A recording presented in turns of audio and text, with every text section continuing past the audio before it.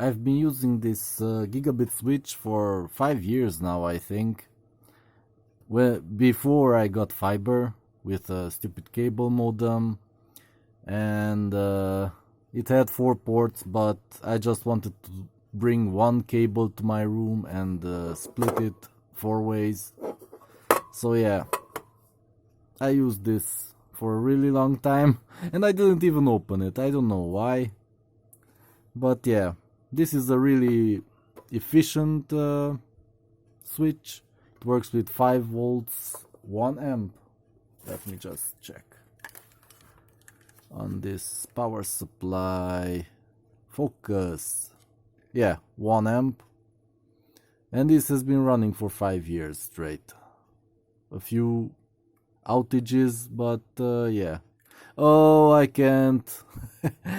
I can't tear this one down. It has a stupid triangle head.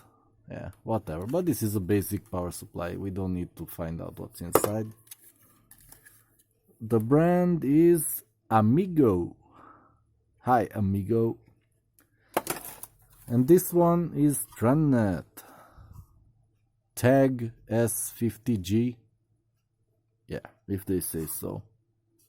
It has an indicator. Oh yeah, it can turn yellow or green. I mean orange and green. Whatever, I never saw it. I only used gigabit. So yeah. 5 ports mean you can split one into 4. And yeah, what else information do we have here?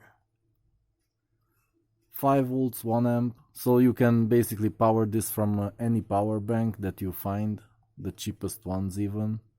It will run for 1 or 2 hours at least on a single charge. So yeah, I think these 2 screws are holding it together. Let's open it. Oops! What's happening with this stupid screwdriver? This is not good. Okay. I have this one here, but this is a flat head. And this will open it better than the... I have to throw it away. As you can see, the part that should turn it is worn out, and I haven't been using this for maybe a month. I used it for a month. Before this, I had a screwdriver that I used for 10 years. So this is Chinese piece of crap. Like $1, half a dollar. This was half a dollar. Yeah. You get what you pay for. Okay. And how do you open it? Pull? Yes, pull. That's interesting. Oh. How very cute and tiny. Not even the full... Oh boy. What is this? What is this? Piece of plastic on the bottom. Oh, it's to prevent the screw from shorting out the circuit board. Wow. They thought of everything, but it kind of came off. It didn't stick properly. So yeah, let's see the chip. It's a Realtek RTL8367N HBD96E3 CH or GH45. Yeah, it has a jumper here. I don't know what it's for. Oh yeah, it's also power, because 2 of the holes go to the positive and the other 2 to the negative. So yeah, that's interesting.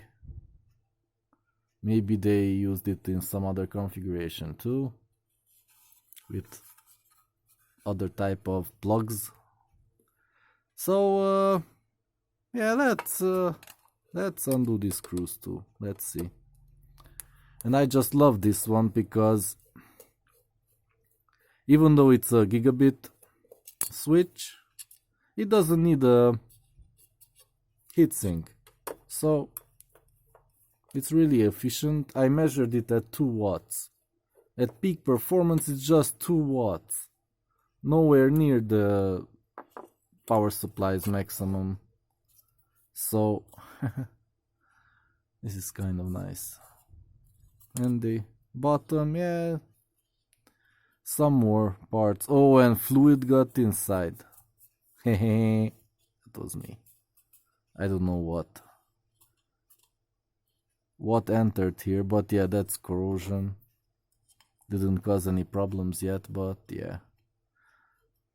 Once I had a leak on the roof and yeah, some water got inside. That's too bad. Okay, so no major surprises here. Wait, I didn't use it for 5 years. This says, if this is a date, then it's 2018. Then I used it for 4 years. Yeah, whatever. Okay. I'm not a liar. I'm just not very precise. So yeah. 4 years. So yeah. This was just $8 a long time ago, when this was the cheapest switch that you could buy. The other ones were at 12, 15, and didn't have any additional capabilities. Just 5 ports, and that's that. Oh, this is chipped here. It's broken slightly, if you can see. That's a manufacturing defect. Well, whatever.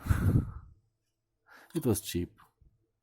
I was happy with it. Now a gigabit router took its place, connecting it not through the WAN port, just the LANs, and yeah, now I have gigabit Wi-Fi, gigabit ports, and yeah, one less consumer on the power grid.